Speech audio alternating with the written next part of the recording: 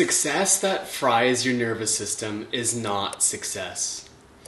The proverbial success and fulfillment that we are all chasing or told to chase by society is the very thing that is quietly destroying our health, really stripping our creativity bare of everything that makes it so vibrant and delightful and delicious, and is really taking away from our very ability to stay connected to ourselves and connected to the thing we're meant to give.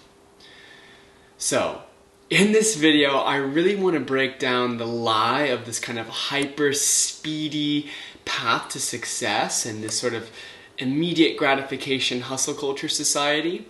I want to reframe a type of somatic success that honors your body, and why I think once you become embodied as a creative, you are guaranteed to be a magnetic, powerful leader in tomorrow's economy.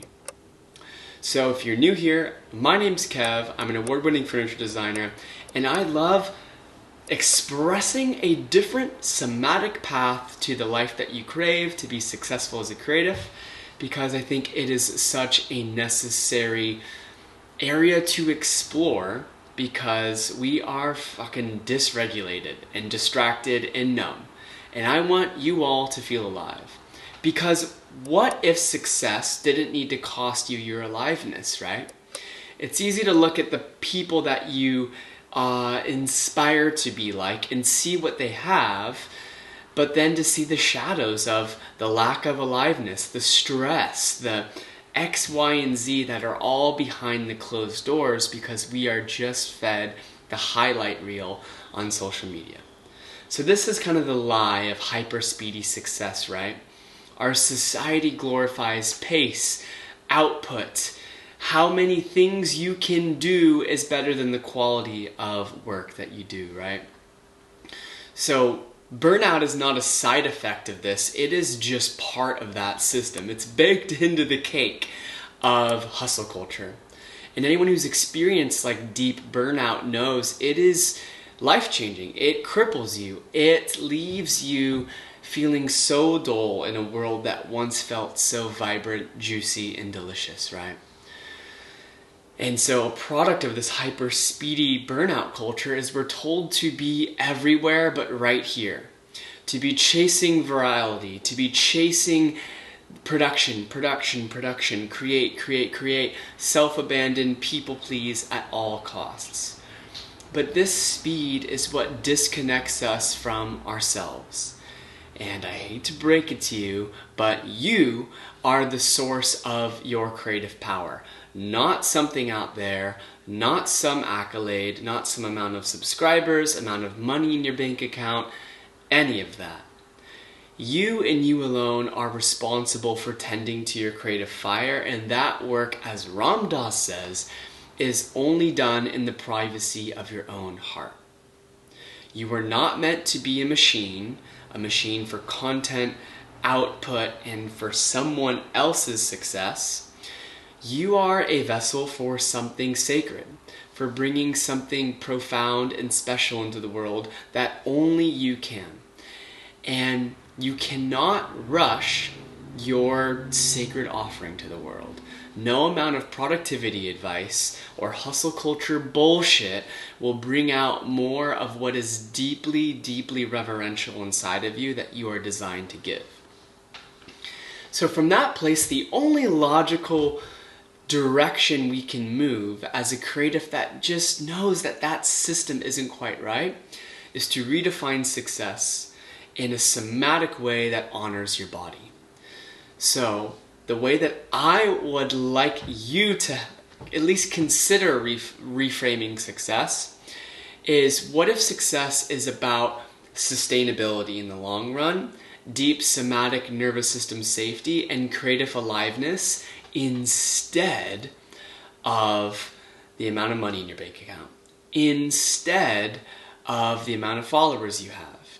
Now, I want you to also have massive impact, have a large following, and make a lot of money. But I want you to do that from a place where that is a natural byproduct of your creative aliveness, not from a place of you sacrificing everything to get there. Again, I think a powerful shift is learning how to give your way to the things that you crave rather than getting your way to the things that you crave. So this really begins, in my eyes, with nervous system regulation, cultivating nervous system safety from the inside out. So this isn't about self-care. It's not about taking a bubble bath on Saturday night. If that's in alignment for you, beautiful. But this is a different type of strategy. The real strategy to taking care of to success is taking care of yourself in a way that deeply, deeply honors your vitality, your aliveness, and your unique imprint that's been left on your nervous system. Everyone has their own unique journey of getting to calm, clear, regulated, and connected. And that is what I believe rich is, because everyone's path to it is different, but the sensation is the same. It's literal, decadent richness in the body. To be calm, regulated, and clear allows you to be so well-resourced to do everything. To really have an impactful moment with a stranger on the street, being vulnerable. To have deeply intimate connections and experiences, to have really profound, devoted channels to express yourself.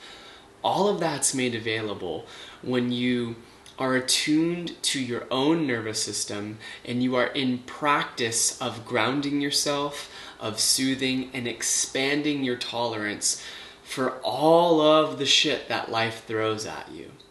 Because if you are triggered, you're not free. And the goal isn't to be free of triggers, it's to expand your capacity to stay connected to yourself in all of the turbulence of life's triggers, right? This is why regulated creatives can make more bold, brave decisions, right? They can say no with power and with their heart open.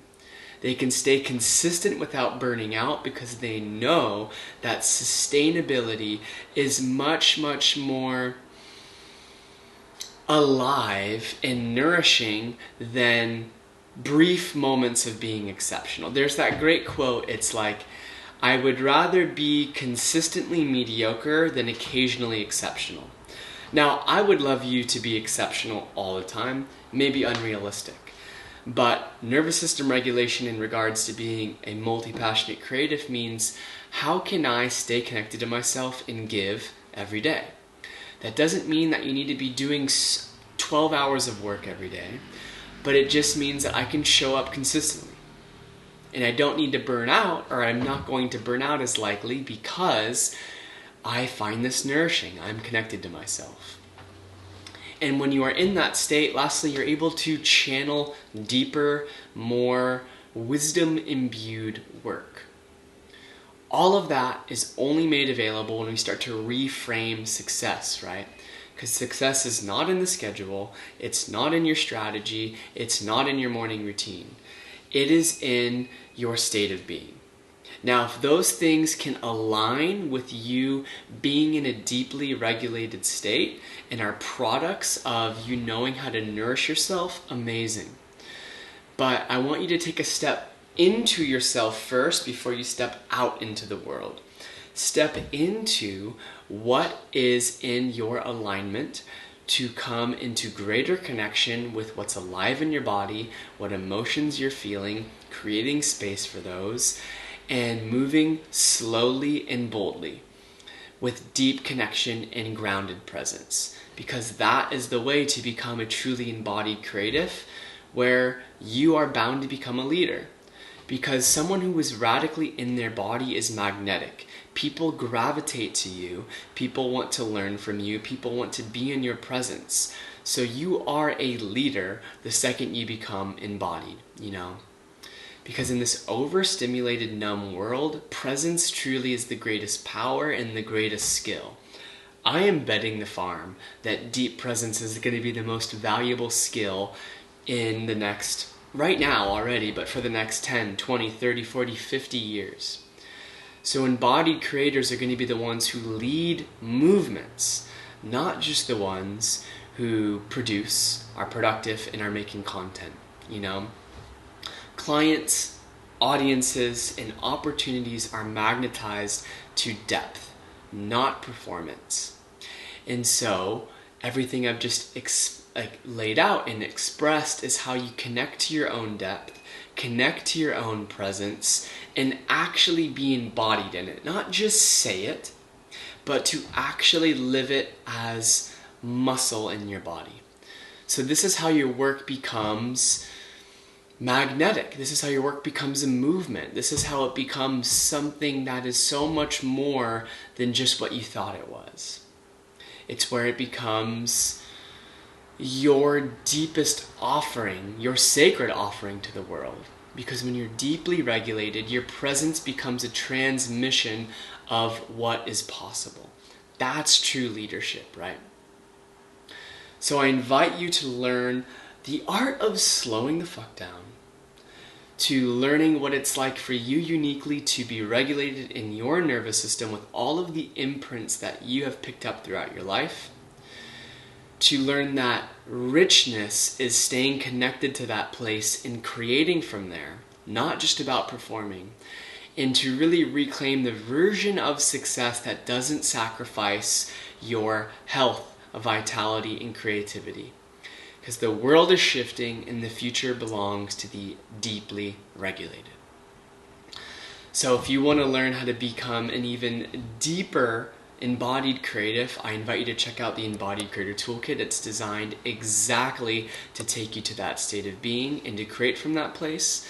And I also invite you to sign up for my newsletter. Both of those links are in the description below. But in the meantime, please subscribe, and I'll see you in the next one.